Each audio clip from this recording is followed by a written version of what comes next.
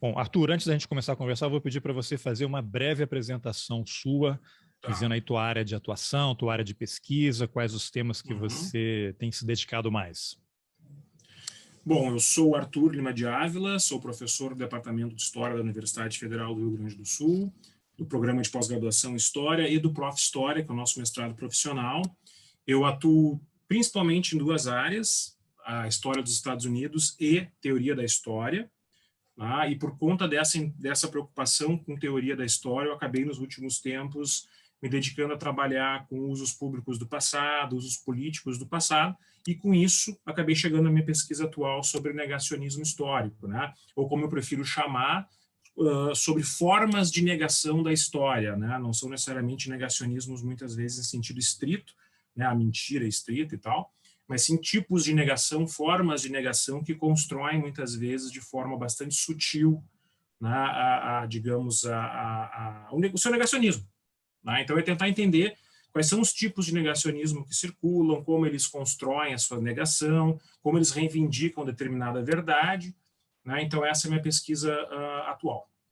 Ótimo. Bom, eu cheguei até você porque o professor da Universidade Federal da Bahia, o Daniel Tourinho,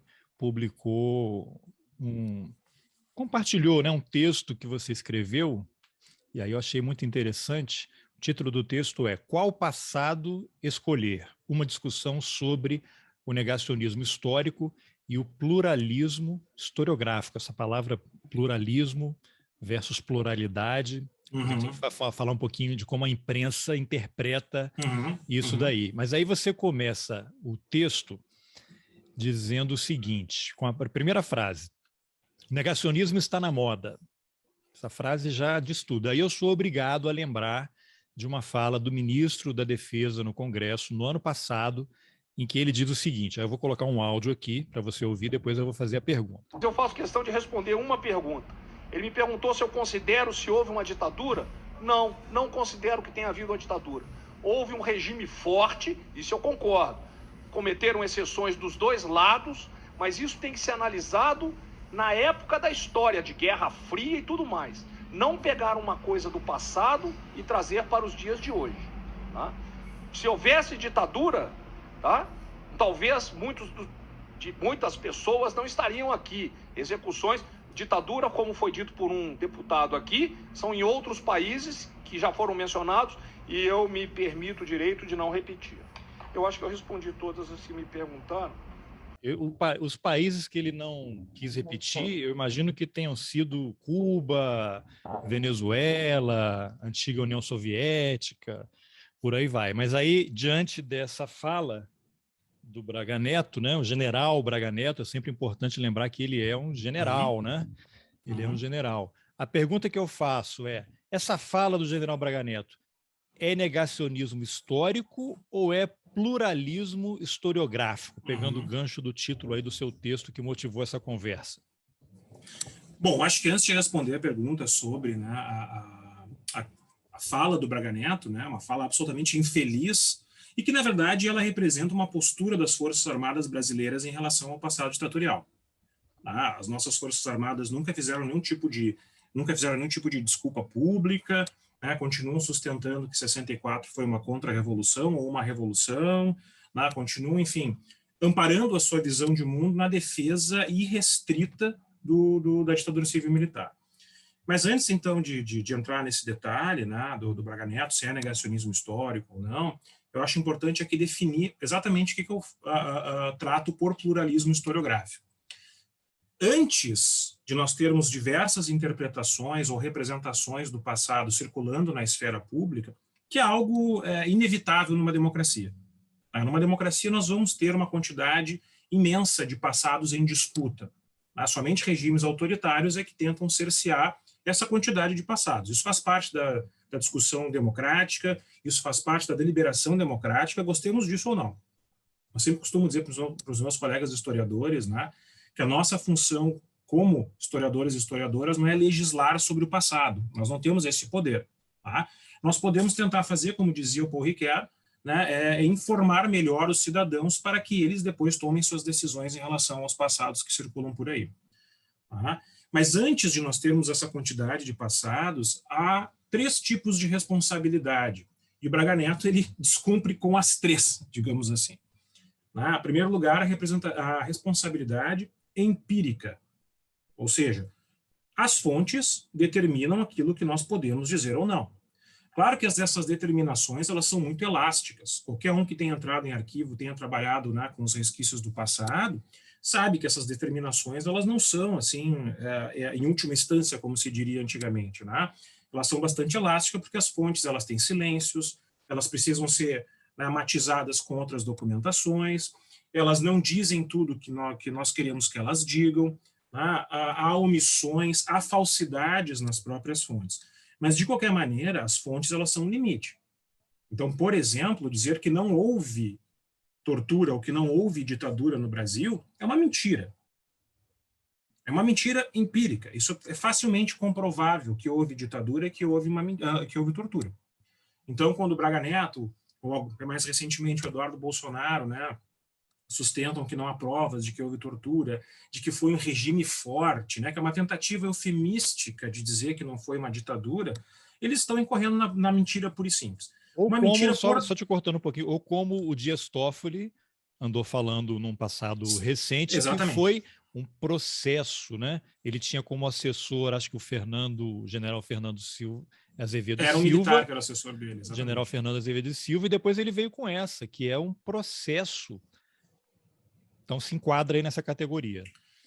Porque, assim, toda boa representação do passado, eu falo representação porque eu entendo assim que nós temos várias formas de representar o passado que não só a historiografia. Nós temos romances históricos, nós temos atualmente podcasts, nós temos documentários, enfim, nós temos várias formas de representação. Então, por isso eu prefiro tratar de forma mais ampla desse termo. Mas, enfim, qualquer boa representação do passado ela tem um compromisso com a empiria. Então, assim, dizer que não houve tortura, não houve ditadura, ou dizer que o Holocausto não aconteceu, para usar o exemplo mais notório de negacionismo histórico, são mentiras. Elas podem ser respondidas com a verdade empírica. Então, nós temos aqui, por exemplo, o trabalho da minha colega Caroline Silveira Bauer, que documenta toda a política de tortura no regime militar com acesso às fontes produzidas pelo próprio regime, além dos testemunhos das vítimas. Então, assim, isso para mim está fora da questão. Quando uma mentira entra na esfera pública, aí, claro, nós temos que ter o dever de respondê-la com a verdade empírica. Então, essa é a primeira responsabilidade, a responsabilidade empírica. A segunda responsabilidade é o que eu chamo de responsabilidade conceitual, ou seja, é usar o arcabouço metodológico adequado para lidar com certos problemas. Essa responsabilidade é muito mais nossa, dos historiadores e historiadoras, do que necessariamente do cidadão que está interessado sobre o passado, que fala alguma coisa na rua, que lê alguma outra coisa, que está ali conversando de forma mais descompromissada, digamos assim, sobre o passado. E a terceira responsabilidade, que para mim é tão importante quanto as outras, é a que eu chamo de responsabilidade representacional. Ou seja, tu pode ter a responsabilidade empírica, tu pode ter a responsabilidade conceitual, mas produzir um relato, produzir uma narrativa, Eu sei que essa palavra está meio demonizada recentemente, mas eu gosto dela. Não, assim, é porque eu entrevisto muitos historiadores, e narrativa é uma palavra tão cara aos historiadores, E aí ela está sendo uma tentativa de captura, de sequestro, de apropriação indevida pela extrema-direita para torná-la sinônimo de mentira. Exatamente. Eu acho lamentável isso, porque há toda uma tradição filosófica que nos ensina que é impossível viver sem narrar, Então, eu acho que esse sequestro, com perdão da digressão, da palavra narrativa pela extrema-direita e pela mídia também, a mídia tem seu papel aqui, é um dos signos mais visíveis da nossa miséria intelectual contemporânea. Então, desculpa, de novo, Arthur, quero pegar esse seu gancho. Não esqueça o que você estava falando e tenha em mente que eu vou te atrapalhar o tempo todo e tentar tirar você do caminho. O Estadão de hoje publicou um editorial cujo título é preciso conhecer a história da ditadura. Maravilha, o Estadão realmente está botando a mão na consciência. Aí o subtítulo é a revelação das gravações das sessões do STM entre 75 e 85 reitera a importância da pesquisa histórica sobre a ditadura militar. Há muito a ser conhecido e estudado. caramba, vou reativar a minha assinatura do Estadão, né? Aí você começa a ler, aí lá no último parágrafo, entretanto, mas o conhecimento mais aprofundado e rigoroso do que foi o regime militar, tarefa necessária para a sociedade brasileira, não é motivo para rediscutir a validade jurídica da lei de anistia. Tal pretensão seria ignorar os fatos históricos numa releitura rasa sobre o que uma anistia significa e que bens ela protege, além de desmerecer as instituições democráticas pós-88. O STF reconheceu em 2010 a validade e legitimidade da lei de anistia. Conhecer a história, sim. Reescrevê-la negando os fatos, não. Aí eu falei, que bom que eu não renovei a assinatura do Estadão, né? Que eu li até o final, não li só o lead, porque a minha leitura, você vai corrigindo aí, isso aqui eles estão normalizando, naturalizando.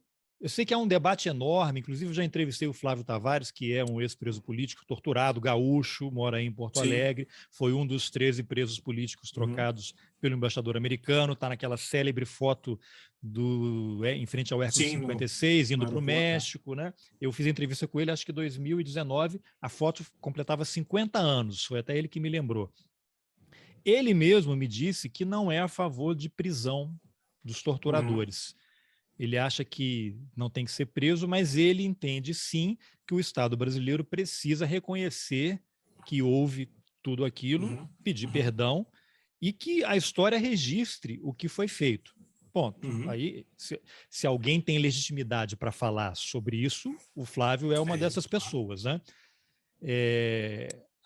Mas quando eu vejo isso aqui, assim, ele tenta relativizar esse editorial em relação à lei de anistia, como se a lei de anistia tivesse sido resultado de uma ampla negociação e um amplo debate na sociedade, quando, na verdade, ela foi imposta pelos militares. Ainda colocaram lá a questão dos crimes conexos, que é, para usar uma palavra suave, uma pegadinha, que colocou o cara que tortura, não, você roubou um banco, e aí deu um tiro na fuga e morreu uma pessoa, crime de sangue, você foi preso, foi torturado. O torturador que te torturou, ele está protegido, ele está impune, porque está conectado a esse crime anterior que você cometeu. E aí as pessoas dizem, tem que virar a página, temos que promover um encontro entre torturados e torturadores. Aí a gente vai cair naquela esparrela do general Mourão, que falou semana passada com um risinho que vai abrir o caixão para trazer os torturadores.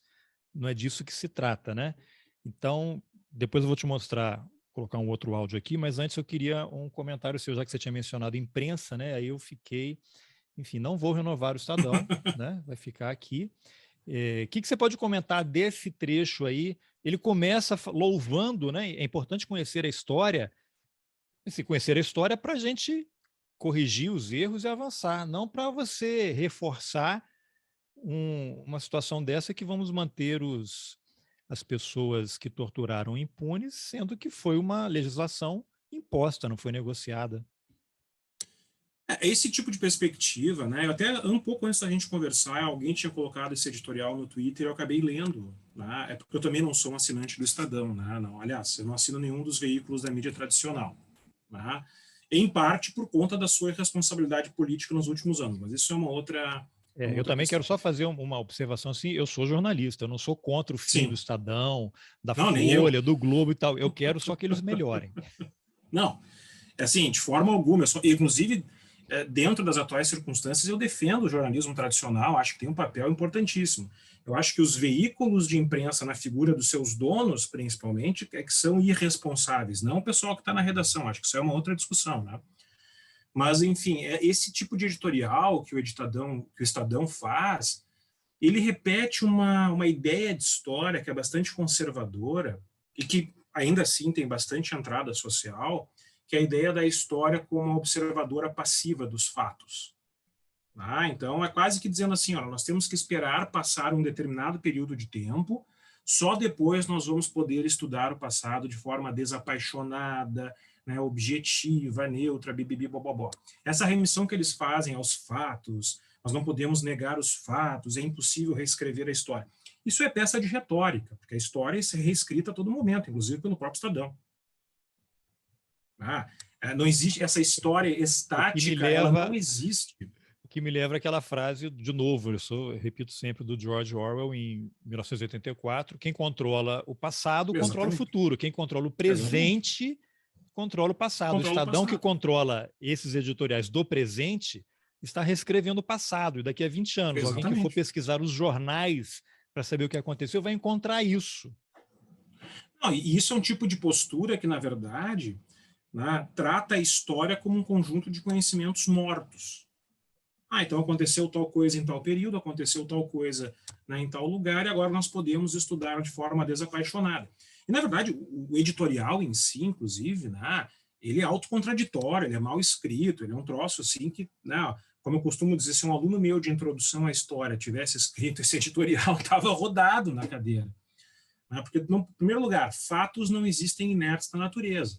Para se transformarem em fatos, eles precisam estar ancorados em uma determinada história. Era como não é assinado, será que esse editorialista é um ex-aluno seu, que aí mudou e foi escrever editorial? Eu espero que não. E assim, mas isso tem, na verdade, uma finalidade política que é bastante explícita, que é separar o passado do presente, é dizer que o passado já morreu, o passado está encerrado, no tempo antes de agora, e que, portanto, nós, no presente, nós só podemos observar, não podemos fazer nada a respeito dele.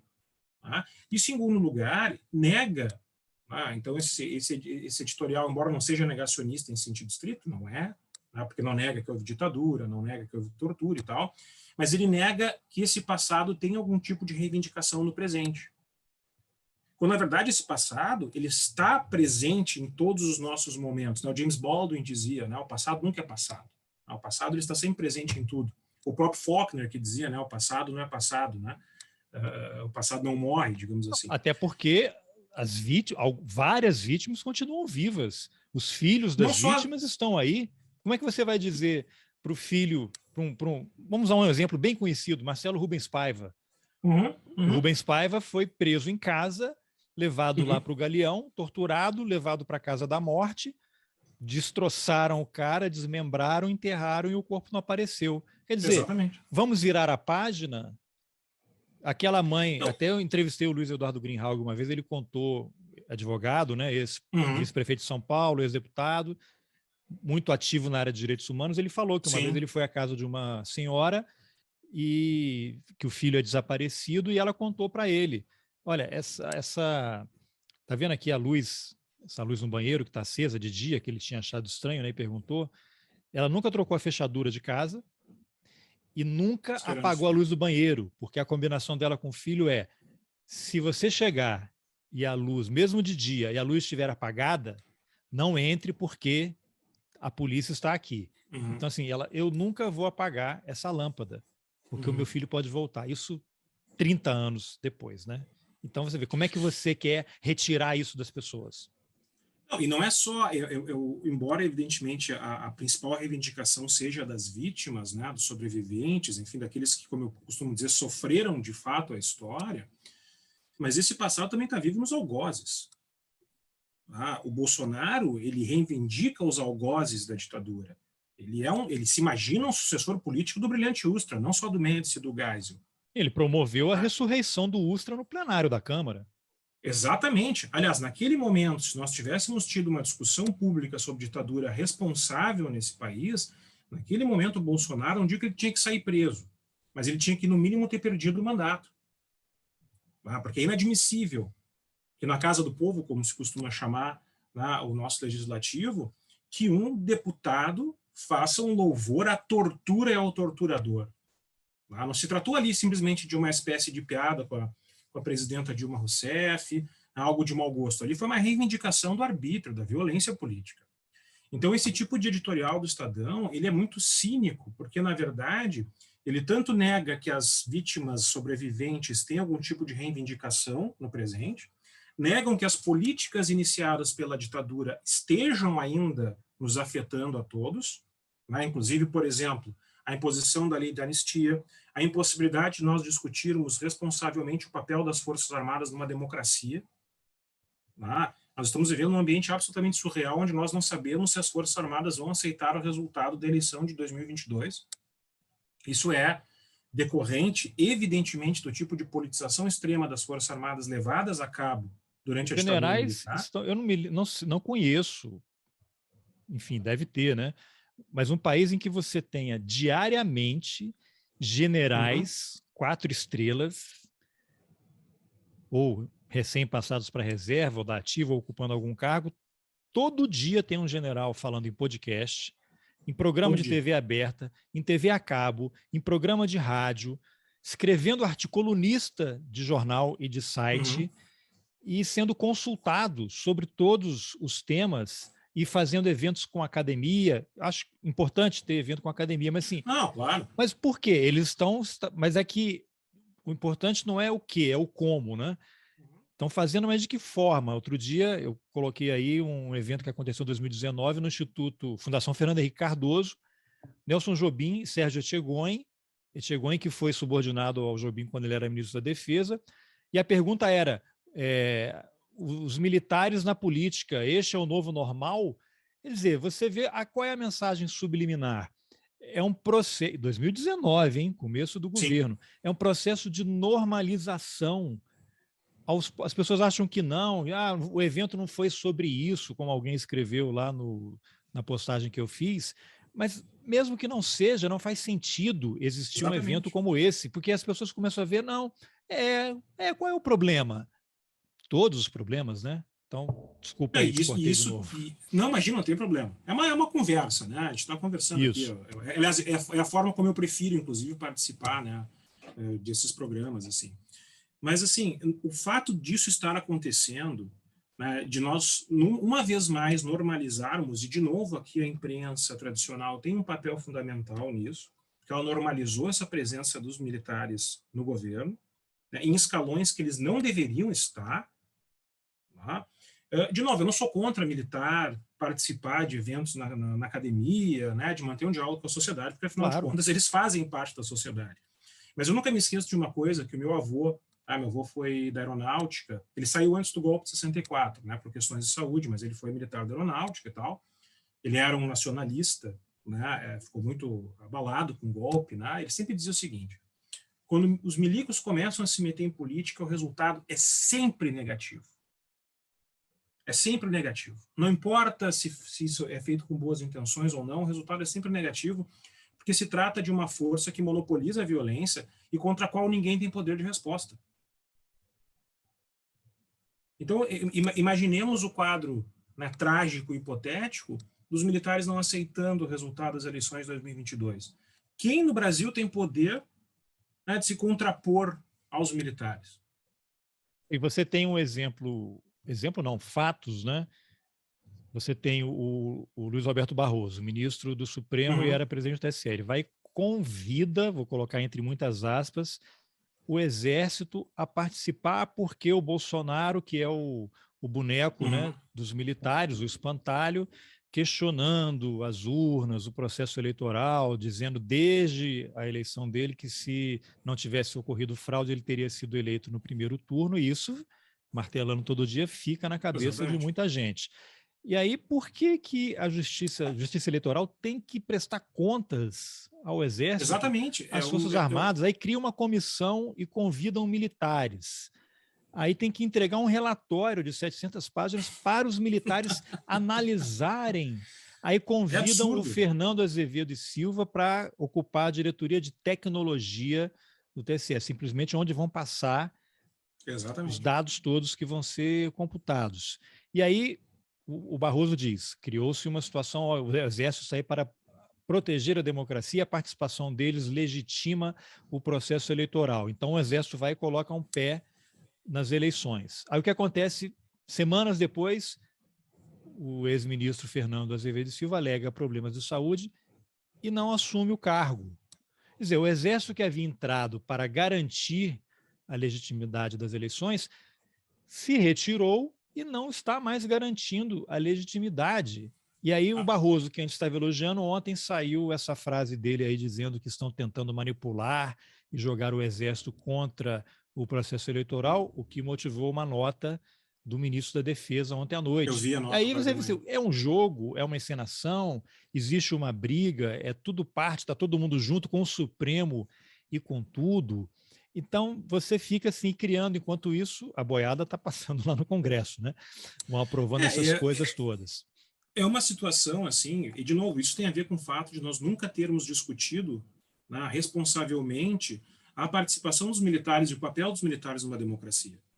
Né? Ou seja, o próprio editorial do Estadão sobre o qual nós estávamos falando, ele nega qualquer possibilidade dessa discussão ao dizer que não, que, né, que esses fatos estão no passado, que não sei o que mais. Né, que nós não temos que... É basicamente dizendo que nós não podemos polemizar no bom sentido sobre eles.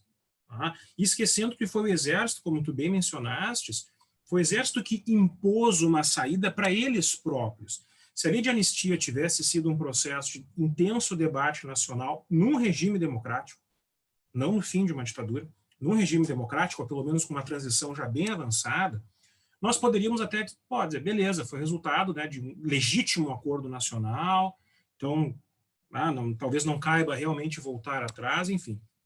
Agora, isso nunca aconteceu. Onde aconteceu, por exemplo, Chile, Paraguai e Argentina, porque os processos começaram logo depois, acabou a ditadura no dia seguinte começaram.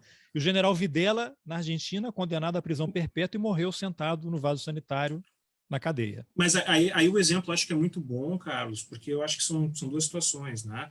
A gente não pode esquecer que no Chile o Pinochet se manteve como comandante das Forças Armadas por 8 anos depois da abertura. Cada história com a sua história, né? Cada país com a sua particularidade. E a própria Constituição de 80 no Chile é a que está sendo revista agora, né? Porque ela basicamente e os adeptos levou o país a um limite são muito fortes lá, os governos de direita, né? Historicamente. Fortíssimos. Não, o segundo turno na eleição chilena, né? Que também foi um processo deliberativo sobre a democracia no Chile.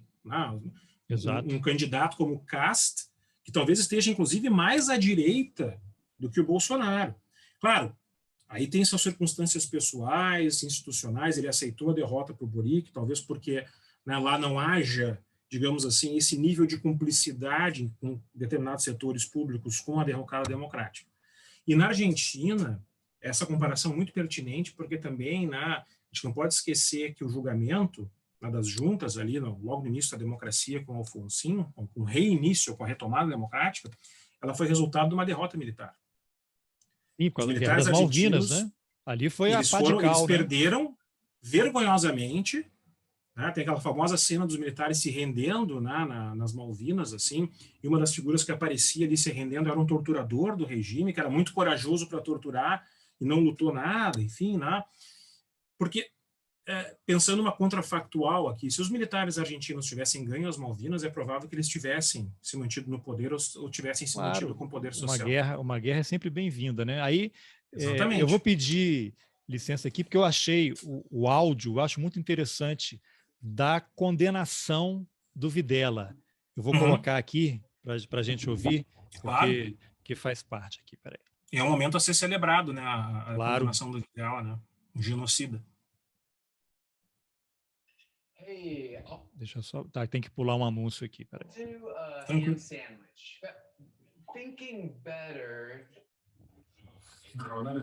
O antigo ditador argentino Jorge Videla foi condenado ao Tribunal da de Oposição.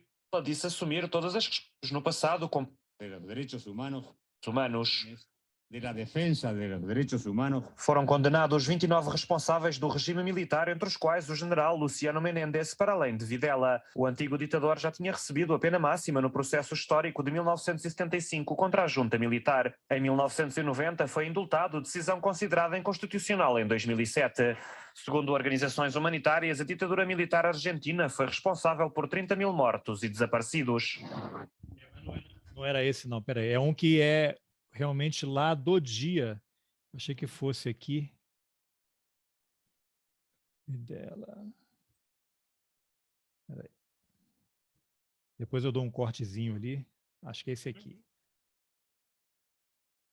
Con una visión así cristiana de los derechos humanos, el de la vida es fundamental, el de la libertad es importante. Vou colocar de novo aqui, peraí. Argentina ha atiende a los derechos humanos en esa omnicomprensión que el término Está derechos travado humanos aqui. significa. Pero yendo concretamente, porque sé que usted hace la pregunta, no a esa visión omnicomprensiva. Desculpa, Arthur, é que esse aqui é o Videla, é o Videla falando. Peraí.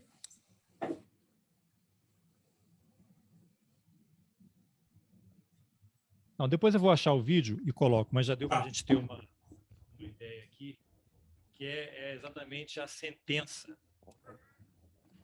Os caras anunciando a sentença de condenação dele. Uhum.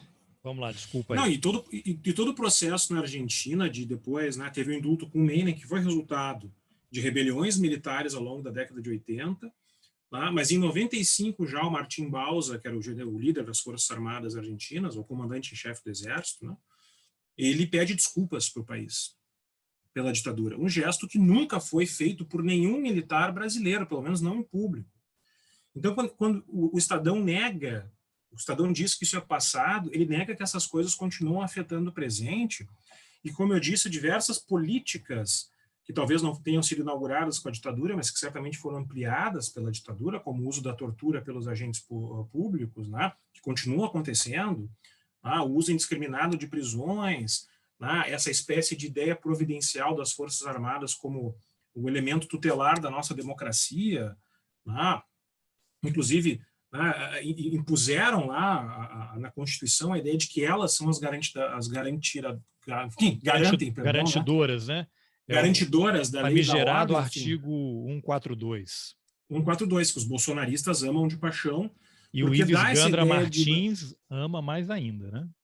Bom, mas o Gandra, enfim, é uma outra questão. Não, porque ele vive produzindo, né, claro, artigos justificando aquilo.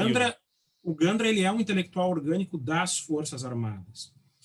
E quando o Estadão diz que, enfim, que nós não podemos reescrever essa história, ele está dizendo, portanto, que esse passado não tem nenhuma reivindicação no presente e que os algozes, ele está dando carta branca para os algozes e seus herdeiros ideológicos, políticos e práticos continuarem agindo na sociedade. E é isso que o Braga Neto é isso que o Bolsonaro é. Eles são herdeiros dos algozes, eles são herdeiros dos torturadores.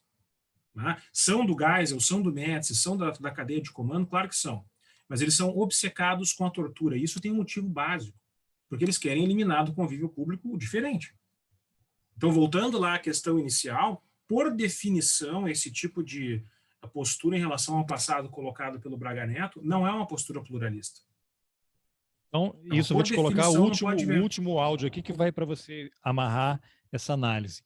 É um áudio que... é um vídeo que saiu na semana passada, depois que o Carlos Fico passou os áudios para a Mira Leitão, ela escreveu um artigo, aí o presidente do Superior Tribunal Militar falou o seguinte. Tivemos aí alguns comentários contra o nosso tribunal, ou contra, né, a justiça militar, de uma maneira geral. O Coronel Campos, que é o nosso ASCOM, e passou tudo que aconteceu. Somos absolutamente transparentes nos nossos julgamentos. Então, aquilo aí, a gente já sabe os motivos do porquê que isso tem acontecendo agora, né, nesses últimos dias aí, seguidamente por várias direções, querendo atingir Forças Armadas, o Exército, a Marinha, a Aeronáutica, e, sem dúvida, nós que somos quem cuida da disciplina, hierarquia, que são nossos pilares, nossas Forças Armadas. Não temos resposta nenhuma para dar. Simplesmente ignoramos uma notícia tendenciosa daquela que nós sabemos o motivo, né? Então, aconteceu aí durante a Páscoa. Garanto que não estragou a Páscoa de ninguém, que a minha não estragou. Não? Garanto que não estragou a Páscoa de nenhum de nós. Apenas a gente fica incomodado que vira e mexe, vem, não tem nada para buscar. Hoje vão buscar em passado, rebuscar o passado. Agora, vamos rebuscar o passado, só varrem um lado, não varrem o outro. E é sempre assim, nós já estamos acostumados com isso, né? Então, deixa para lá. Só varre um lado, não varre o outro, deixa para lá. Vamos ignorar. Quer dizer, eles acham que não devem satisfações a ninguém, né? Não tem que dar explicação. É isso mesmo. O que me lembra uma cena final daquele documentário A Batalha do Chile, do Patrício Guzmán, que termina, eles já não podiam filmar na rua o documentário, e aí eles filmam na televisão a junta militar, a trinca. E o último a falar é o Pinochet, ele com óculos escuros, que fala: comunico que a partir de hoje a Câmara Baixa e Alta, lá, né, a Câmara e o Senado estão fechados até segunda ordem. E é isso. E acaba a transmissão. E ele tipo falou, primeiro... é isso. Simplesmente isso. É um tipo de postura, né? Em primeiro lugar, volta a esse providencialismo das Forças Armadas de se imaginar fora de qualquer vigilância social institucional. Tá? Que tem a ver com uma ideia de história, né? De que eles criaram a pátria, de que eles são, né, os criadores do Brasil. Recentemente, né, nós tivemos aí de novo toda aquela balela em cima da Batalha dos Guararapes, com uma fundação do Exército Brasileiro e tal, né, e que é repetida por setores da extrema-direita e da direita, a ideia de que o Brasil deve tudo ao que é ao Exército ou às Forças Armadas. Exército. Tem um discurso do Braga Neto, esse mesmo discurso do Braga Neto no Congresso, ele faz ele resgata esses momentos e começa lá com a Batalha de Guararapes. Não, que é um troço absurdo, né? Mas enfim.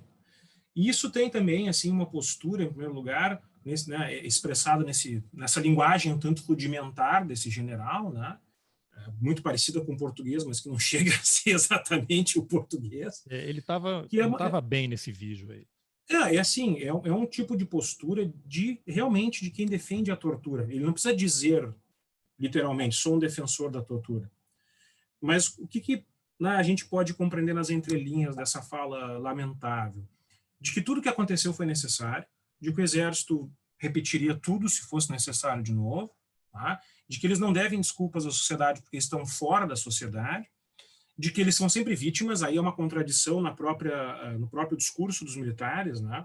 São sempre vítimas, eles são sempre objetos, querem atacar as imagens das Forças Armadas, como se as Forças Armadas não tivessem feito absolutamente nada nunca, né? Ao mesmo tempo que exigem louvor por seus atos em 64, então uma espécie assim, né, de discurso autocontraditório, e também uma tentativa de resgatar a teoria dos dois demônios, né, que é um tipo de negacionismo histórico, na medida em que a teoria dos dois demônios compara o incomparável, né, porque todos aqueles que foram, né, ou que supostamente cometeram crimes contra o regime, aqui é uma pergunta anterior, né, se aquele regime era legal ou não, então isso levaria a gente a se perguntar se, né, atos de resistência contra o regime eram crimes ou não, eu acho que não. Mas aqueles, né, guerrilheiros, os políticos, em primeiro lugar, eles foram quase todos julgados. Aquela famosa foto da Dilma Rousseff de novo no Supremo Tribunal Militar. Ou seja, eles já foram penalizados. Se essas penas eram legais ou não, bom, isso é uma outra questão. Mas eles já foram penalizados. Foram banidos, né, uma figura jurídica criada, absurda, criada, porque não podiam expulsar, não queriam dar o status de exilado, asilado, queriam o banimento. Foram banidos, foram presos, né? Eu estou falando isso das punições legais. Foram torturados, foram executados, ou seja, se sabe o suficiente dessa história. Né? E não há possibilidade, né, de dizer que essas pessoas ficaram impunes. Muito pelo contrário.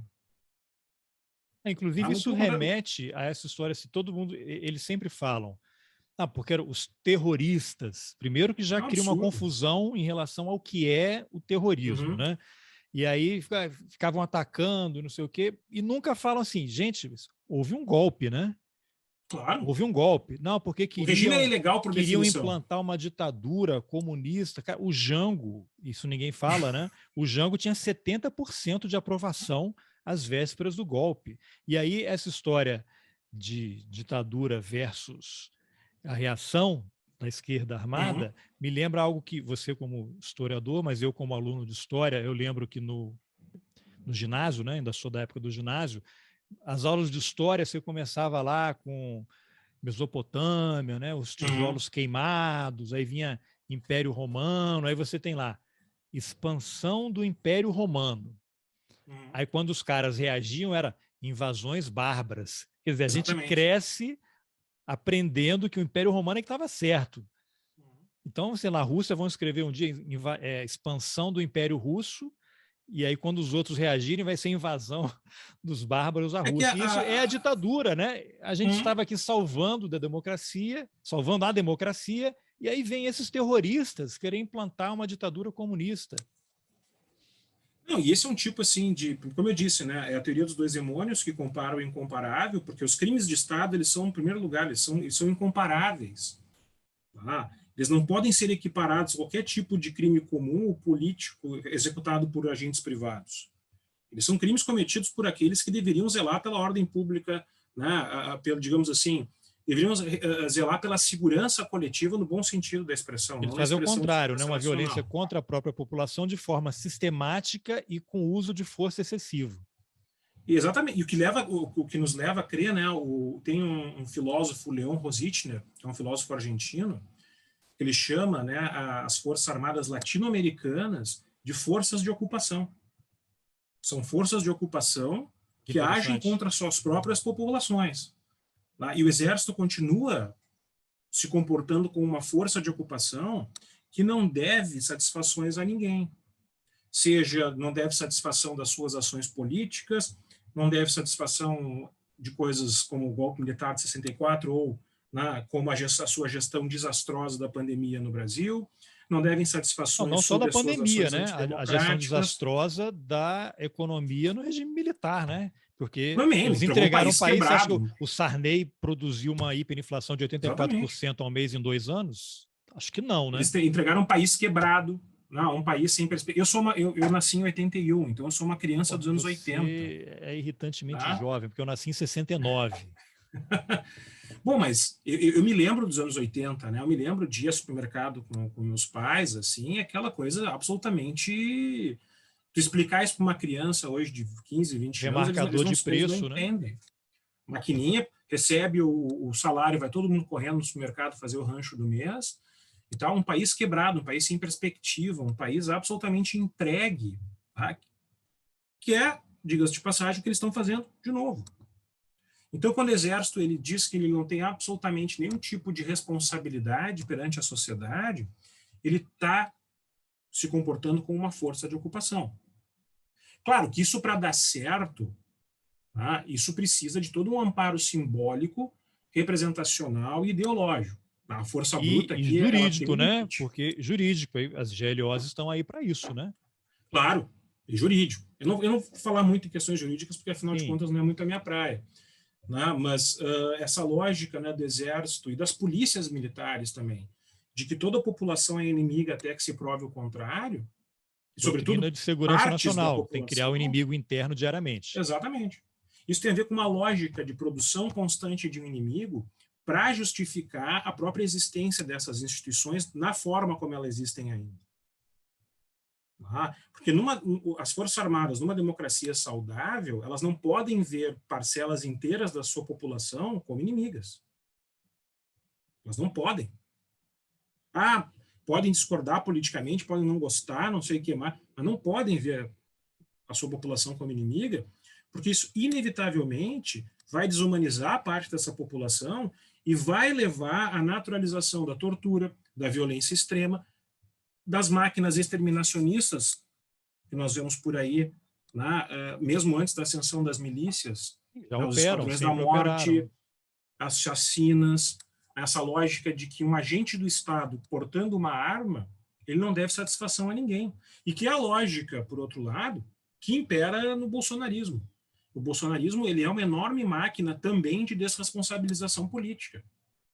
Quando o Bolsonaro diz eu não posso fazer nada, não me deixam trabalhar, não me deixam governar, quem sou eu para dar satisfação para vocês? Eu quero a população armada, porque uma população armada impedirá que haja um golpe e uma ditadura. Isso aí, na verdade, isso aí é uma senha para as milícias atuarem. Tá? Mas toda essa lógica do bolsonarismo, assim, de colocar o seu líder como alguém que não deve satisfação a ninguém, o que é absolutamente absurdo numa democracia representativa, onde ele foi eleito para prestar satisfações. Isso é um item de qualquer manual de fascismo, né? Claro. O líder está acima. O líder está acima. Então, e, de novo, isso precisa ter todo um apoio simbólico, representacional e ideológico. O Olavo de Carvalho, recentemente falecido, num dos seus tweets em 2019, 2020, não me lembro agora, mas foi logo depois da vitória, né, do Bolsonaro, no início do governo, ele disse que o Bolsonaro era o líder natural da Revolução Brasileira, que ia reconciliar o povo com a nação. Esse tipo de... E o Bolsonaro acreditou, né? O Bolsonaro acredita nisso, né? Porque, assim, o Bolsonaro certamente não é uma pessoa de muitas luzes, mas ele não é um cara burro politicamente. Tá a gente não pode tratar o Bolsonaro como se fosse um simplorião completo, né? Tu tem, por exemplo, toda a máquina ideológica dessa mídia de extrema-direita, né, a qual inclui a Brasil Paralelo, que é um dos objetos do artigo sobre o qual nós estamos conversando. Isso, que a gente vai falar daqui a pouco. Né, que visa justamente dar legitimidade para esse tipo de postura antidemocrática. Eu não vou usar o termo populista porque eu não gosto, assim, né, da forma como esse termo circula na nossa discussão, uma forma muito rápida. Mas é um tipo de postura que nega, por exemplo, que existem devidas mediações entre instituições e sujeitos. A gente pode não gostar, muitas vezes, das formas como essas mediações são feitas. A gente pode não gostar, por exemplo, né, dos limites da nossa democracia representativa. A gente pode não gostar, sei lá, da forma como a historiografia acadêmica, que é uma mediadora, né, opera, mas a forma de melhorar as mediações é discutindo sobre elas, é ampliando as suas atuações, digamos assim, é reformando-as, não eliminando-as. E todo o bolsonarismo e esse negacionismo histórico que o sustenta tem por objetivo acabar com a mediação. Ou pelo menos com uma forma de mediação, que é a forma democrática. Então, quando tu dizes que o Bolsonaro é o líder da Revolução Brasileira, em primeiro lugar, não houve revolução nenhuma. Em segundo lugar, tu dá um caráter providencial para um sujeito que é absolutamente mequetrefe, para um sujeito que veio do baixo clero, para um sujeito que até 2013, 2014 era um nada político.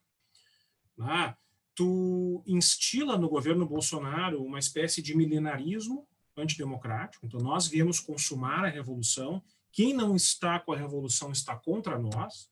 E esse tipo de linguagem é recorrente nas posturas políticas do bolsonarismo, públicas.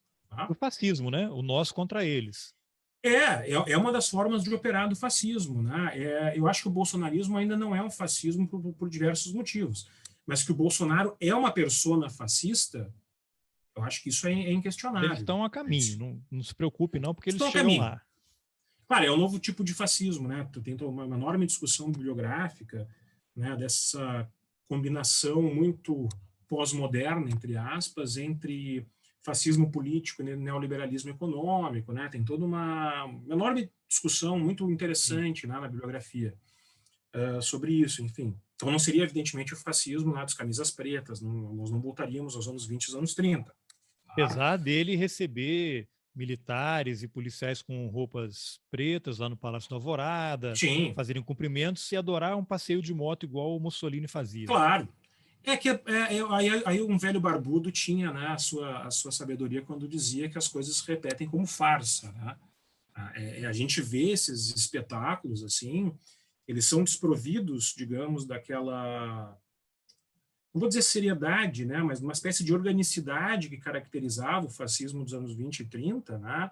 Quer não, aquilo tinha uma ancoragem social tremenda, né? Tinha uma simbologia por trás, mesmo que perversa, enquanto o bolsonarismo ele é uma espécie de simulacro, né? Ele é farsesco o tempo inteiro, né? Quase como uma versão de Dimocó do fascismo, assim, né? Ele é farsesco, ele é caricato, o que não torna menos perigoso. Tá? Eu acho que muitas vezes na crítica que a gente faz ao bolsonarismo, parece que os bolsonaristas, o Bolsonaro, enfim, são, né, são assim, pessoas simplórias, burras, alienadas e tal.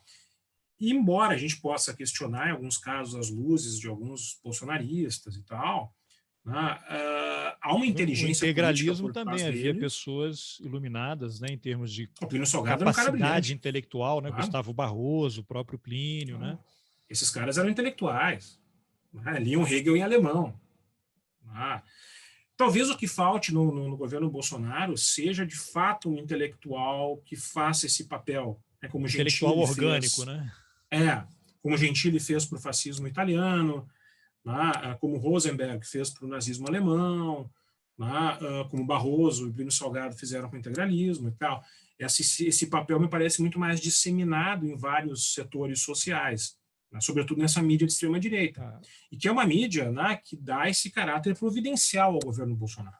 Por exemplo, esse editorial do Estadão está muito alinhado, né, com essa Total. coisa orgânica de tentar naturalizar, justificar e explicar. Agora, eu não sei se você já fez alguma reflexão, que é um debate, principalmente no Twitter, né, que aí é uma treta, né, você postar algumas coisas, você já arranja vários inimigos e é cancelado e tal.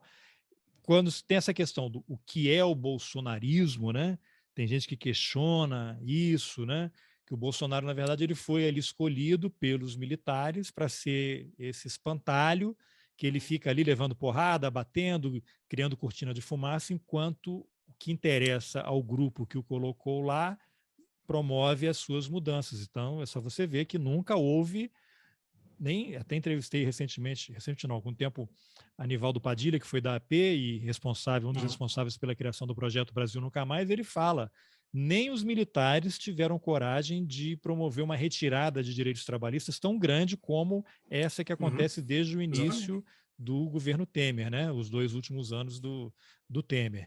E que está se acelerando, né? Ainda mais com o Paulo Guedes, que não é que ele quer um Estado mínimo, ele é contra o Estado, ele está no Estado para acabar com o Estado, implodir o Estado, colocar uma granada no bolso dos servidores e fazer aquela terra arrasada. Mas eu não sei se você fez uma reflexão sobre isso, porque eu concordo com você que o Bolsonaro ele tem competência para algumas coisas, para promover esse tipo de discurso de ódio, ele vai embalado e ele se presta a um papel importante nesse planejamento, digamos assim, das pessoas que o colocaram lá. Então, tem aí outra treta, é o Partido Militar, são os militares, é aquele grupo da AMAN que se formou ali em meados da década de 70, que são os caras que estão no poder, que trabalharam com o Ustra, com o Silvio Frota, que são as viúvas da ditadura, que nunca aceitaram o que aconteceu, que eram contra a abertura que o Geisel começou a fazer. Você já fez uma reflexão? Afinal, e aí tem essa treta aí do Barroso com TSE, eleição, aí sai notinha que o Bolsonaro mandou o ministro da Defesa escrever aquela nota. Você já pensou sobre isso? Afinal, o que é? Eu acho que os militares é que estão comandando e o Bolsonaro é esse espantalho. Tem gente que não. Bolsonaro é que arrastou o Exército, as Forças Armadas. Imagina o Bolsonaro convencer esse pessoal de fazer tudo isso que está acontecendo. Eu, com todas as reservas, há militares extremamente competentes, há militares que leem. Eu acho isso nefasto para as Forças Armadas. Eu acho que é ruim para o país. A gente precisa ter respeito pelas Forças Armadas e elas precisam estar nos quartéis cumprindo as atribuições para as quais os seus militares foram treinados. O Pazuello não tem que ir para o Ministério da Saúde, claro, não tem que ter isso que está acontecendo. Então, não sei se você chegou a fazer uma reflexão que os militares é que estão operando, está tudo armado, ou não, o Bolsonaro é que está comandando mesmo. O que você pensa a respeito? Eu posso dar, sim, responder com alguns indícios, né? Porque, de novo, não é uma área a qual eu tenho nem a minha, em cima da leitura que a gente faz. Né? Mas eu acho que nós temos algumas coisas a levar em consideração. Em primeiro lugar, o bolsonarismo ele se insere num projeto de reação global. Ele não é um fenômeno somente brasileiro. Ele tem a ver com a ascensão do trumpismo, com a legitimação cada vez mais forte da extrema-direita francesa. Tem a ver com o Brexit. O neofascismo ele é transnacional. Ele faz parte de uma espécie de reação global, digamos assim, de uma espécie de aceleração neoliberal de destruição dos últimos estágios de limites para a sua acumulação de capital, digamos. E quais são esses últimos estágios assim que precisam ser eliminados? As últimas formas de deliberação democrática, que decidem onde os nossos parcos recursos vão ser alocados. Então, por isso, cada vez mais, vários tipos de decisão sobre a nossa vida econômica são retiradas das mãos dos representantes da população e colocadas como questões técnicas. O teto de gastos. Me falou recentemente, foi o Hayek que dizia que a democracia era a antessala do socialismo, que era um mal em si mesmo, que tinha que ser destruída. Toda a teorização neoliberal, o Hayek, talvez seja o mais radical nesse sentido, é profundamente põe a democracia em enorme suspeita. Estava lembrando, o Hayek era um economista austríaco, né? Friedrich Hayek. Numa ponta, na outra, no meio passa ali o Milton Friedman e na ponta está o Paulo Guedes. A gente nunca pode esquecer Exatamente. isso. Então, toda essa discussão de que certas coisas são meramente assuntos técnicos, de novo, o teto de gastos, que não dizem respeito à deliberação democrática, não dizem respeito a nenhuma discussão pública e tal, isso tem a ver com essa eliminação desses últimos estágios e de uma aceleração neoliberal cada vez mais radicalizada da destruição do próprio Estado democrático. Aí eu acho que o Paulo Guedes, por exemplo, ele não é um cara anti-Estado necessariamente, ele é anti-democracia. Porque se precisar de Estado para proteger as propriedades, se precisar de bastante Estado para proteger seus rendimentos, se precisar de Estado para vigiar as ditas classes perigosas, vai se gastar horrores com isso. Esse Estado que eles querem eliminar é justamente o Estado político, o Estado das discussões políticas. Por isso que o governo Bolsonaro não é só incompetente, ele é antipolítico. Ele vem realmente para destruir as instituições políticas brasileiras. Isso tem a ver, em parte, aí eu acho que os militares, eu não saberia dizer quem criou quem, não vou entrar nessa discussão, porque eu, assim como tu, eu acho um vespeiro enorme, não é a minha área de atuação, mas eu acho que um serve muito bem para o outro. Os militares, tanto poderem recuperar aquele seu protagonismo que eles acham que perderam injustamente na democracia, e o Bolsonaro ter as Forças Armadas lhe dando legitimidade. Para mostrar, vejam, eu sou realmente o líder brasileiro, quem está atrás de mim. São aqueles que fizeram a pátria, bibibi, bobobó. E nós não podemos esquecer também que eu acho que um dos limites muito graves da nossa democracia atual é o fato de setores da elite econômica ainda estarem abraçados com Bolsonaro. Podem estar abraçados um pouco a contragosto, podem não gostar, digamos, do estilo mais grosseiro do Bolsonaro, enfim, talvez preferissem um cara de terno e gravata que saiba comer com os garfo e faca, como dizem, mas o fato de boa parte do capital, o agronegócio, empresários como Luciano Hang, estarem abraçados com Bolsonaro, isso faz parte de um projeto realmente de rapinagem do país. Como é que ele vai ser contra se garimpo pode ser qualificado como atividade artesanal? Exatamente. Todo dia tem uma leva de centenas de agrotóxicos sendo autorizados. A boiada está passando, pela Anvisa. Se você tem FUNAI, IBAMA não fiscalizando, criando normas, todo dia o cara tem 500 mil processos lá, ele tem um mês para deliberar, senão automaticamente está autorizado. Quem que vai ser contra? Legalização, regulamentação de trabalho remoto, tudo com retirada, uma uberização completa da sociedade. Isso é um projeto de precarização. Isso é um projeto de precarização que tem a ver com uma lógica de rapinagem. É uma crise produzida pelo capitalismo para gerar mais capitalismo. Exatamente.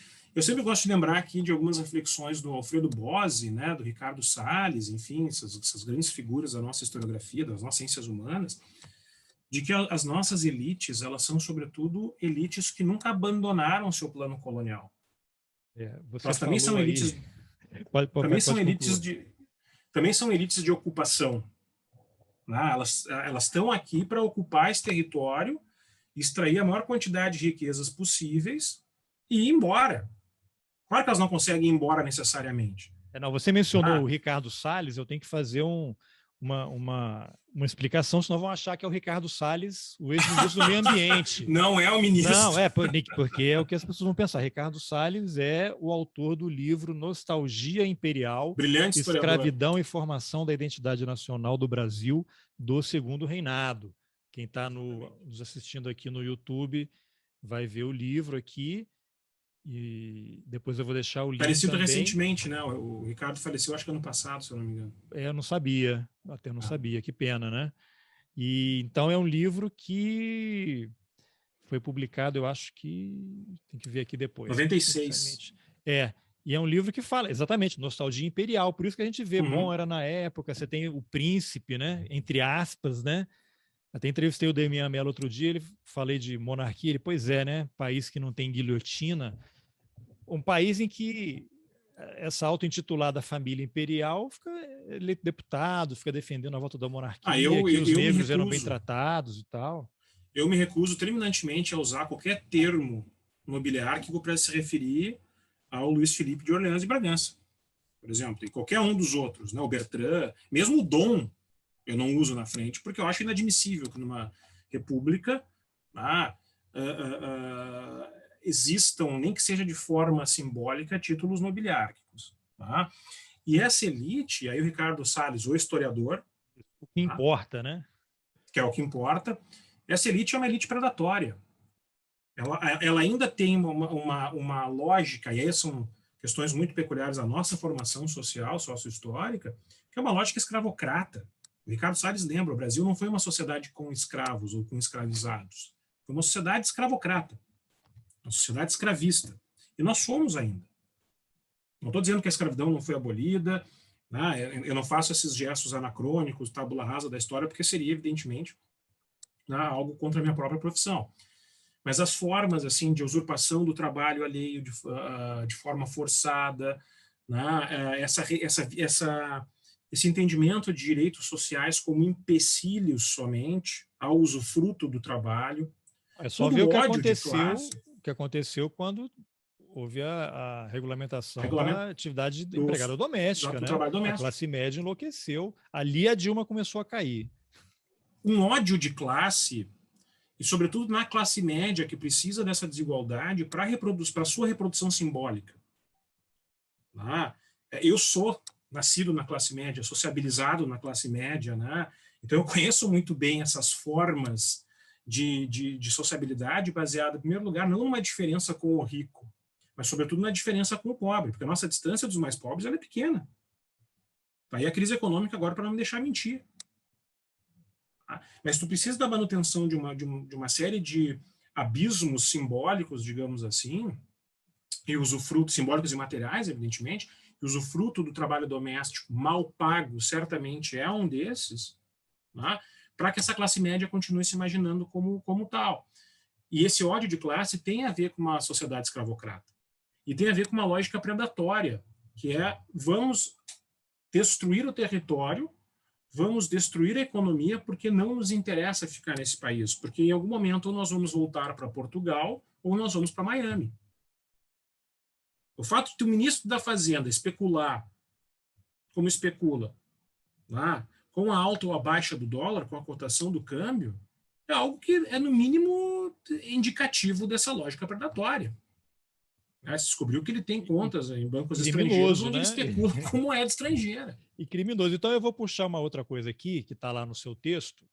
Essa conversa aqui, eu gostaria que fosse só a primeira, porque a gente vai falar e não vamos nem arranhar na superfície aqui do que eu tinha preparado para conversar com você. Já vamos combinar tem outra. Um trecho aqui que é o seguinte: obliterar a lembrança de certos eventos da consciência pública e minimizar os entrelaces entre passado e presente e as responsabilidades daí decorrentes, elas desejam expungir o excesso, as demandas democratizantes representado pelas histórias críticas sobre o nosso passado. Tem a ver com isso que a gente está falando, né? E o termo técnico, digamos assim, para explicar ou para representar isso que eu li no seu texto é historiografia do esquecimento. Uhum. A gente está vivendo um pouco isso? Eu acho que sim. Eu acho que no Brasil, hoje, né? Se nós pensarmos historiografia para além da atividade acadêmica, né, assim como representações do passado, né, escritas da história, nós estamos vivendo num momento de definições sobre quais passados vão ter legitimidade para circular publicamente. Toda aquela leva democratizante dos anos 90 e dos anos 2000, né, na academia, fora dela, onde nós debatíamos, por bem ou por mal, escravidão, ditadura, né? Eu me lembro assim de acompanhar, ainda adolescente mesmo, os debates, por exemplo, no Caderno Mais, da Folha de São Paulo, né? Havia uma espécie de consenso, muito limitado, ok, mas havia uma espécie de consenso de que, bom, né, nós precisamos lembrar, nós precisamos ter uma historiografia crítica em relação a isso. Nós estamos agora vivendo um pouco a ressaca desse processo. Parte disso decorre da reação dos próprios militares à Comissão Nacional da Verdade. Ali a Dilma também começou a cair.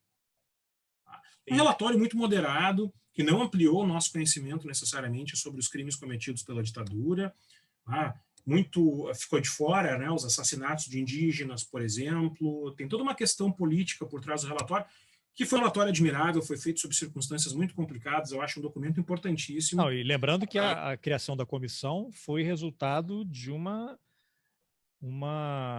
sentença da Corte Interamericana de Direitos Humanos, né? O Brasil foi condenado a criar, investigar por conta dos crimes ocorridos lá durante a guerrilha do Araguaia, né? Enfim, o relatório em si, eu acho que ele foi um documento admirável. Eu conheço gente que trabalhou, fizeram trabalhos assim, um trabalho realmente hercúleo, né, como se diz assim, para lidar com aquele passado.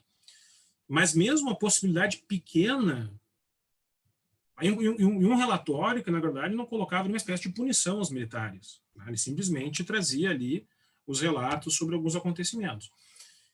Ali os militares já começaram a acusar de revanchista as pessoas que defendiam os relatórios. Essa palavra é importante, né? Revanchismo.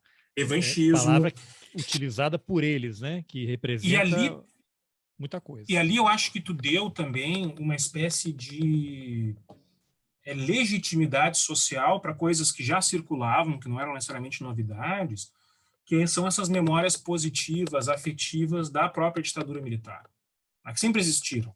Todos nós aqui temos algum parente que sempre, não, bom mesmo, era na época do Médici, cresceu, bibibi, bobobó, aquela coisa toda. E a gente não pode esquecer que nas manifestações de 2015, 2016, né, aquelas manifestações pró-impeachment, né, chamaremos de manifestações de direita, nem todo mundo que estava ali era de extrema direita, mas enfim, deram legitimidade a essa extrema direita. Algumas pessoas iam com cartazes defendendo o DOI-CODE, defendendo torturadores.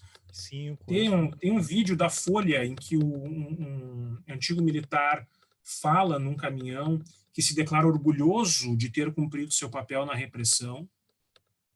Então, houve na verdade, uma espécie de, como diz dois cientistas políticos, né, o Winter e Mondon, houve uma espécie de mainstreamização, com perdão do neologismo, dessa extrema-direita na mídia, que deu chancela a essas barbaridades. Começando lá a quantidade de colunistas na Folha de São Paulo, claro. Hélio Beltrão, Narlock, os caras que estão ali no negacionismo e a Folha relativizando. Eu acho que ele tem lá colunistas negros, para mim eu já cheguei à conclusão, aquilo ali é cota. Ele coloca um negro colunista para justificar os outros 50 de extrema-direita que ele abre espaço. Não, e a Folha tem um papel muito central nisso, com aquele editorial da Dita Branda, que é 2009, se eu não me engano. Ou seja, ainda antes desse contexto todo. Dita Branda, olha, só um pouquinho, tu não pode falar. Se é verdade que a nossa ditadura matou menos que outras, ela certamente torturou e prendeu muito mais. A lógica de funcionamento dela era diferente. O fato dela ter matado menos não significa que ela fosse mais branda. Eu acho que isso é uma discussão que nós devemos ter publicamente. Então, não mede o terror de uma ditadura somente pela quantidade de cadáveres produzidos. E aí você tem situações como, por exemplo, na Comissão Nacional da Verdade, você teve o ex-coronel Carlos Alberto Brilhante Ustra, que aceita ir lá depor numa sessão pública, e ele, em determinado momento, dá soco na mesa furioso, dizendo que quem tinha que estar lá não era ele, mas o Exército Brasileiro, porque ele cumpriu ordens Ordens. totalmente legais, o que remete a Eichmann em Jerusalém, né? A Exatamente. banalidade do mal. E eu lembro que eu participei de um Space recentemente, que estava lá o professor João César de Castro Rocha, que tem se dedicado a estudar também a esse fenômeno da direita, e eu fiz esse comentário e ele falou assim, pois é, para vocês verem, imagina se o Ustra, em 2013 ou 14, eu acho que 2013, numa sessão pública, ele tem um acesso de fúria daquele jeito, dando soco na mesa, diante das câmeras de TV. Imagine o que ele não fazia numa sala de tortura. Tem todo um processo, justamente, de legitimação do ilegitimável. Né? E, claro, a internet e as redes sociais aqui têm um papel. O pessoal que estuda negacionismo há tempo, né, tem chegado a essa conclusão, porque antes esse tipo de coisa circulavam assim em comunidades muito pequenas de memória, comunidades marginais, ex-militares, né, alguns grupos de extrema-direita, etc, etc. De vez em quando vazava, digamos assim, para a mídia mais tradicional, mas eram elementos muito circunscritos. Né? A internet e as redes sociais, elas potencializam isso, e o bolsonarismo a gente sabe muito bem que faz um uso, né, inteligente, porém tenebroso, das redes sociais. E essa forma de naturalização do negacionismo, ela vai, na minha opinião, né, eu acho que a gente pode, de repente, deixar isso marcado numa outra conversa para a gente analisar esse fenômeno, que eu acho que tem que ser analisado com bastante detalhamento, ela vai encontrar sua expressão maior na Brasil Paralelo. Então já vamos entrar nisso daí. Você imagina, eu vi que no texto ali você descreve os vídeos, né? Uhum. Eu até evito usar documentários, eu trabalho com documentários também, então, para mim, isso é uma outra coisa, né? É um vídeo que eles fazem ali, e aí você cita alguns deles, né? Brasil, 1964. A Última Cruzada. Brasil entre armas e livros, Brasil, a Última Cruzada, e aí você destaca ali que a narrativa ela é baseada, em grande parte, em memórias individuais, sem mediação, né? São só depoimentos ali, coisas que você não pode confrontar. E aí tem aquela história de uma evocação a um passado que eles consideram fantástico, brilhante, um passado que provavelmente não aconteceu daquela forma e que eles não viveram. É uma evocação, uma idealização. E aí, deixa eu ver aqui. Você cita também um trecho ali, né, remetendo aos criadores da Brasil Paralelo. Eles dizem que a ambição da Brasil Paralelo é a de expandir a consciência dos brasileiros.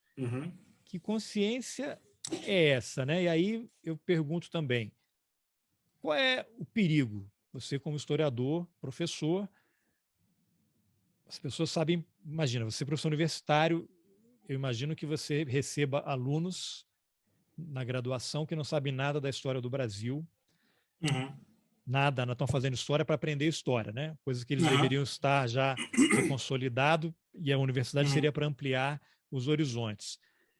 As pessoas que estão chegando no ensino médio, quarta, quinta, sexta, sétima, oitava, agora já tem 9º ano, né? E estão tendo o primeiro contato com a história via esses vídeos. Quer dizer, a pessoa assiste aquilo e acha que aquilo é verdade. Assim, perdão. Em primeiro lugar, a gente tem que reconhecer a competência técnica, né, e política da Brasil Paralelo. Eles conseguiram hoje, menos de 5, 6 anos depois de terem atingido o sucesso, eles estão impondo discussões na arena pública brasileira. Lembrando que um período, depois de 2016, foi quando eles começaram a crescer, em que o audiovisual praticamente desapareceu do Brasil. Exatamente. As empresas fecharam, não tinha dinheiro, acabou. Audiovisual, a primeira coisa que cortam. Vieram governos que cortaram financiamento, e agora tem aí um vídeo do ex-assessor lá do Mário Frias, oferecendo bilhões, milhões, para quem fizer vídeo pró-armas, né? Assim... de novo, não vou entrar na questão do audiovisual, porque é uma área que realmente eu não domino, né? Mas a Brasil Paralelo ela é muito competente tecnicamente, esteticamente. Os documentários são muito bem feitos, né? Eles têm muito dinheiro. Eu acho que, em primeiro lugar, é reconhecer, eles têm muito dinheiro. Por isso que é muito difícil dizer, vamos competir com a Brasil Paralelo. Cara, eu não sei qual foi o rendimento deles, mas eu me lembro de ler, assim, 2019 para 2020, uma reportagem em que eles diziam que tinham tido um lucro de 32, 33 milhões no ano. Como é que tu pode competir com isso quando nossas agências de fomento, por exemplo, estão sendo destruídas pelo mesmo governo, né, que quer distribuir dinheiro para vírus pro agro? Então aqui nós já temos um problema muito sério. Mas a Brasil Paralelo, ela talvez ela exemplifique muito bem aquilo que um filósofo chamado Peter Sloterdijk, né, que é um filósofo holandês, chamou de a razão cínica. Porque ao mesmo tempo que eles se dizem defensores da verdade, da objetividade, não tem nada a ver com política partidária, são anti-ideológicos, todas as justificativas para a sua existência são ideológicas e políticas. Expandir a consciência, né, lutar pela verdade no Brasil, resgatar a identidade nacional, fomentar o patriotismo. Nada disso é não ideológico, pelo contrário.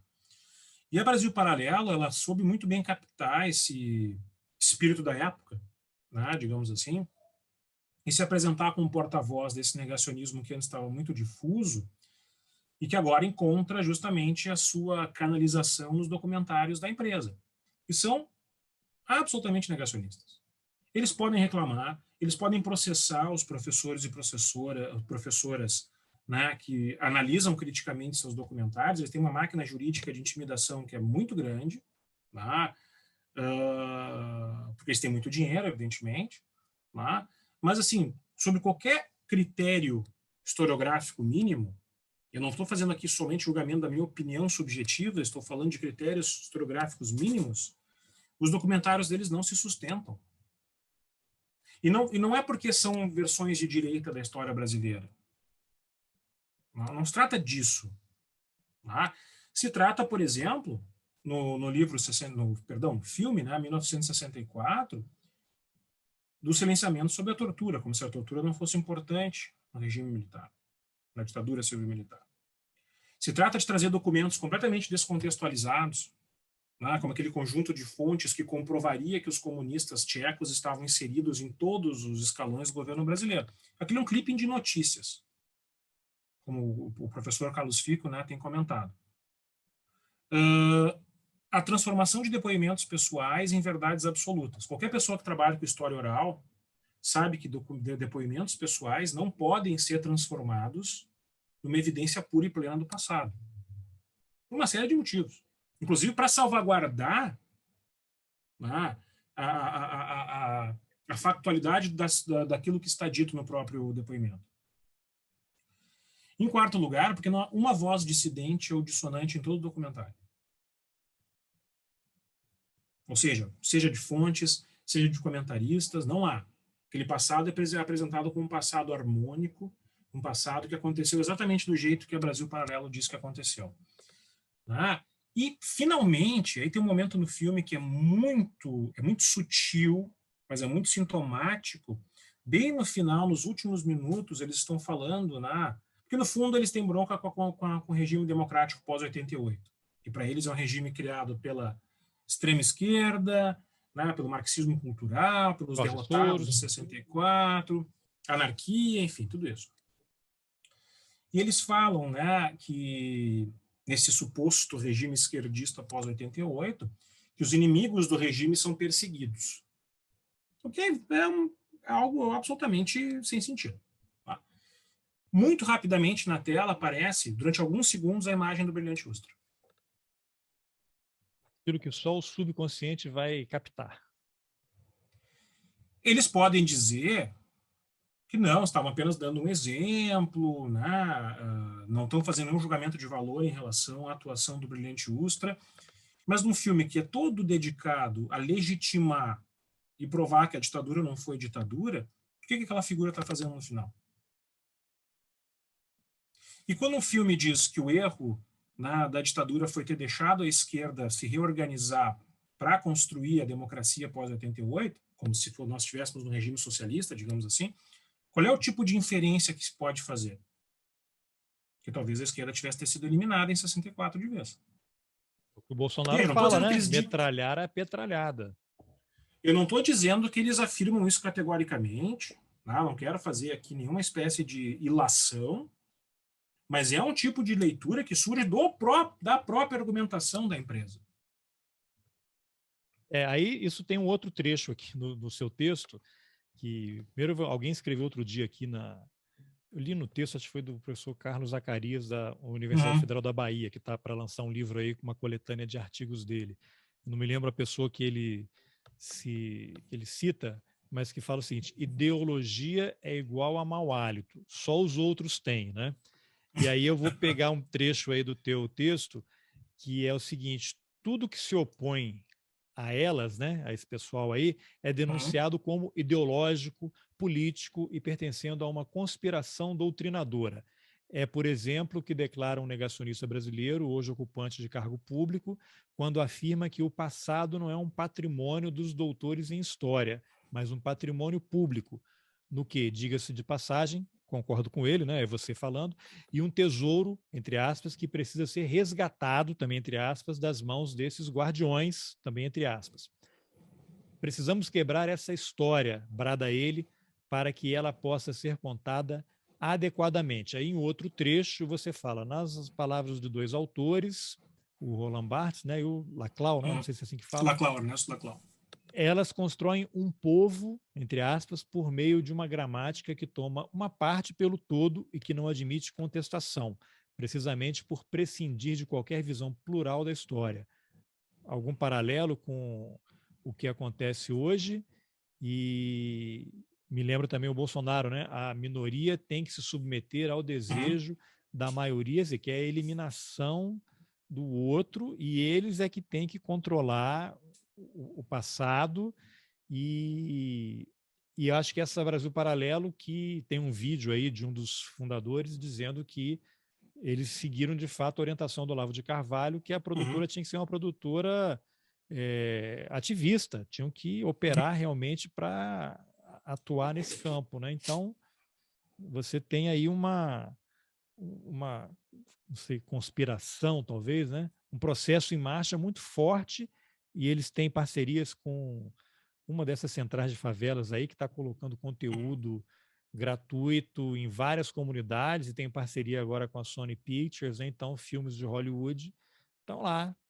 Você assina, vê um filme do Rambo e depois vai ver uma palestra sobre o Rambo, né? Por que tem que matar realmente os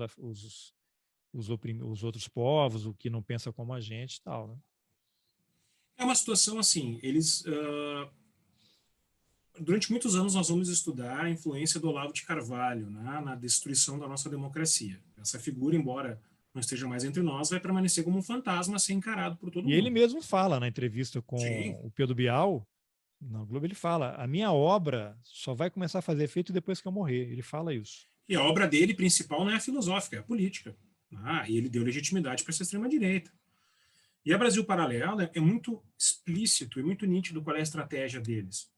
De novo, repleto de cinismo, de não ditos, né? O que eu acho que incomoda, muitas vezes, os opositores da empresa é também, para além do conteúdo explicitamente negacionista, é esse tipo de postura cínica, né? De deboche, constantemente utilizada por eles no debate público, para além da intimidação pura e simples, né? Eles querem, não é só ser mais uma participante no debate público sobre o passado no Brasil. Que, de novo, como eu disse antes, numa democracia é normal que aconteça.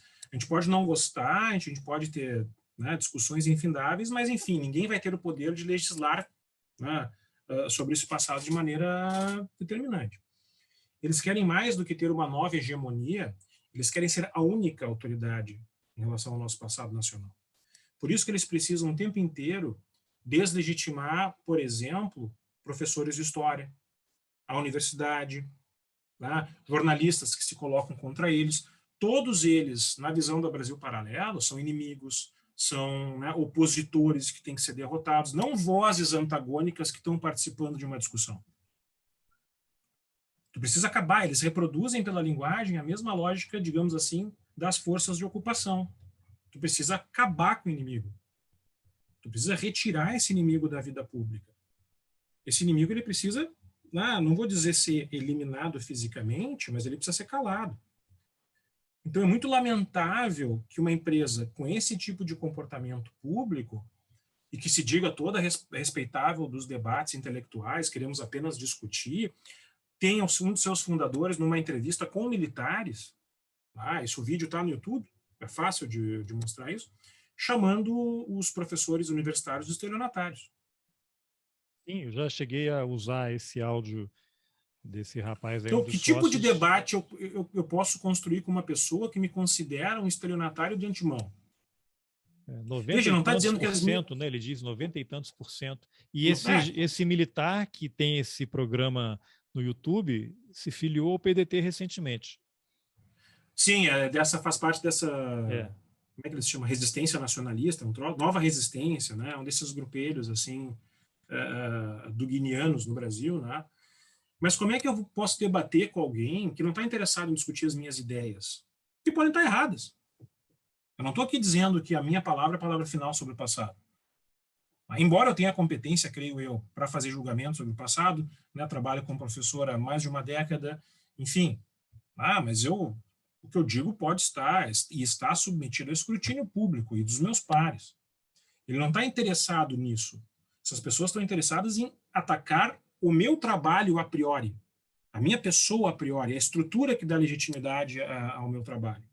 Então, se eu faço parte de um grupo de estelionatários, por que as pessoas vão me ler? Ou vão ler os meus colegas e minhas colegas? A estratégia aqui do Brasil Paralelo é muito nítida. Ela quer retirar qualquer tipo de legitimidade do debate público das universidades, né, dos historiadores e historiadoras, para se impor não como mais uma participante, talvez até a mais importante, mas como a única. Eles são profundamente autoritários. E não é à toa que, mesmo que eles neguem isso também, eles se coadunem tão bem com o espírito bolsonarista da nossa época. Eles podem falar de forma muito mais elegante, né? Podem, enfim, se apresentar como uma empresa de sofisticação intelectual e teórica, e não duvido que sejam. Eu, ao contrário deles, não vou fazer esse tipo de julgamento tabula rasa, assim. Mas a sua atuação pública, ela é lamentável. E, infelizmente, não me parece que nós conseguiremos, num futuro próximo, reverter esse processo. Você já sofreu ou já recebeu alguma notificação extrajudicial da Brasil Paralelo? Como felizmente não. Conheço pessoas que receberam. O máximo que eu recebi foram algumas mensagens mal educadas de apoiadores da Brasil Paralelo, né? Com todo aquele repertório que eu acho muito engraçado, nem discuto, não bato boca, enfim. Não entro em discussões que não têm sentido. Mas o simples fato de nós estarmos discutindo isso, olha, fulano recebeu, tu já recebestes uma intimação extrajudicial, já mostra o absurdo em que nós chegamos. É a capacidade intimidatória deles. Exatamente, e que impõe a autocensura.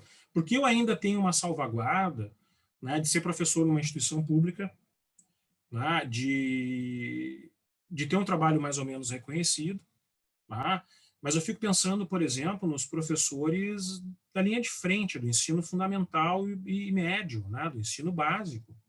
O tipo de intimidações que eles não sofrem de alunos e pais, sobretudo em escolas privadas. Há diversos relatos aí, né? Diversos. Eu tenho colegas meus de graduação que dão aula em ensino privado, que relatam nos últimos 5, 6 anos uma coisa horrorosa, assim. E muito em parte por conta da atuação da Brasil Paralelo, com coisas tipo o seu professor de história mentiu para você, desbanque seu professor de história. Veja, se tu parte do pressuposto que o teu professor de história está mentindo para ti a priori, que tipo de ambiente democrático nós estamos construindo? E é também curioso, né? Porque esse discurso dessa extrema-direita é de que os professores são todos universitários, são todos comunistas e estão ali para doutrinar. Até conversei outro dia com o Lênio Streck. E aí ele falou isso, né? Pô, as faculdades de direito são um nascedouro de advogados de ultradireita. E eu perguntei para ele, vou perguntar para você. Mas se essas acusações que fazem, que vocês são todos comunistas e estão doutrinando as pessoas, vocês são muito incompetentes, porque o que está acontecendo que não saem gerações e gerações de comunistas das universidades federais? Onde é que vocês estão errando? Uma piada que eu costumo fazer é que, no momento, se eu conseguir fazer com que os meus alunos leiam todos os textos, eu já estou feliz, entendeu? Quanto mais doutrinar. Isso não tem sentido. Na verdade, o que eles usam, né, para embasar essa lógica de doutrinação, essa ideia de que há uma doutrinação, é um termo extremamente elástico e conspiratório chamado marxismo cultural, que cabe tudo. É uma invenção deles. É uma invenção. Na verdade, já Pega o existia Gramsci o ali, termo. né? Então, Já existia o termo dentro do próprio marxismo, mas tem um texto do Martin Jay, que é um historiador intelectual, né, faz história intelectual norte-americano, onde ele vai pegando esses traços, assim. Isso é uma coisa que surge sobretudo nos anos 90, se eu não me engano, é uma na construção, direita... né? Desculpa, não entendi. É uma É uma construção, construção. né? Isso aparece na direita americana e depois ela começa a se espalhar pelo mundo, enfim. E aqui no Brasil, de novo, quem popularizou o termo foi o Olavo de Carvalho. E nesse termo, marxismo cultural, cabe tudo. Cabe tudo. Então, o Flávio Morgenstern, que é um, né, desses agentes provocadores da nova direita, ele já disse, não sei se foi agora num documentário da Brasil Paralelo ou se foi num texto, mas ele afirmou, né, que mesmo quem não participa dessa conspiração de forma direta está participando de forma inconsciente, porque o gramscismo tomou a mente de todo mundo. Então, assim... É a teoria do mau hálito, né? Então, assim, se todo mundo participa, Ninguém se participa. todo mundo já é culpado a priori, por que tu vai parar e analisar detidamente aquilo que a academia faz de fato? Porque daí tu pode pegar e dizer assim, o cara que lê Derrida, o cara que é um liberal clássico, mas assim, anti-autoritário, o marxista de fato, o social-democrata, todos eles são marxistas culturais, sabendo ou não. Então aí realmente, né, esse tipo de colocação é um tipo de colocação que impede o debate público, porque simplesmente torna o jogo... é que eu sempre digo, né, eu sou um fã de futebol, né, eu sempre digo o seguinte, esses caras eles não querem jogar o jogo. Eles não querem entrar 11 contra 11, bola no meio e ganho melhor, digamos assim. Eles querem subverter o próprio jogo. Uma vez eu entrevistei também o Michel German, que é um historiador lá da UFRJ, ele falou assim, exatamente isso. Esse pessoal é o seguinte, tem um jogo de futebol, vai todo mundo jogar e você tem as regras. Aí chega um cara e fala, não, mas eu jogo diferente. Eu jogo com a mão. Exatamente. E aí, excelente como é que faz? Não vale mais impedimento. Não, eu jogo com a mão. Eu tenho um outro estilo aqui, é com a mão. Bola no travessão é gol. Então, assim...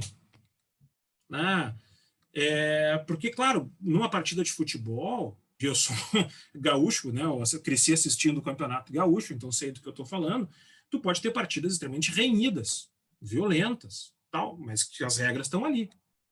E tem alguém mediando a partida.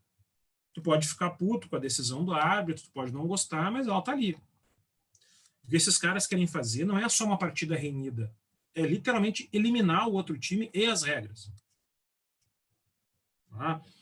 Então, realmente, é impossível debater. O Thales Absaber, né, que é aquele professor de psicanálise brasileiro, ele comenta assim, dessa alucinose coletiva, né, que parece que o Brasil entrou num processo que é desesperador debater hoje história, o passado e política no Brasil, porque a todo momento estamos solapando o nosso chão.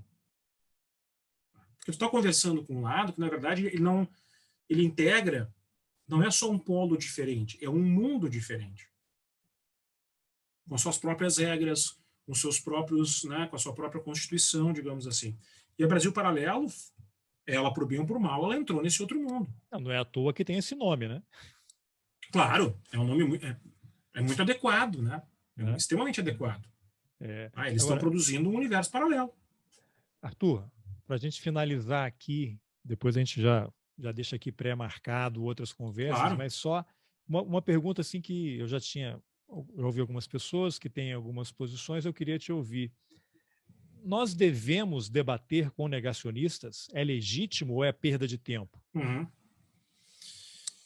Eu vou dizer a resposta que o Vidal Naquet, né, costumava dar essa situação. A gente não debate com os negacionistas, mas a gente debate com o público dos negacionistas. O que eu quero dizer com isso? Eu não vou convidar quem me considera ilegítimo, marxista cultural, conspirador, para participar de um debate na universidade. Você não vai participar de um debate com os criadores da Brasil Paralelo, por exemplo? Claro que não, sob nenhuma circunstância. Nem eles indo na universidade, nem eu indo lá participar. Não faz sentido isso. Porque não vai ser um debate. Eles chegando, você se levanta, né, para ficar naquela história, Claro. quando tem 10 pessoas, Sim. chega um nazista, se ninguém se levanta. Tá?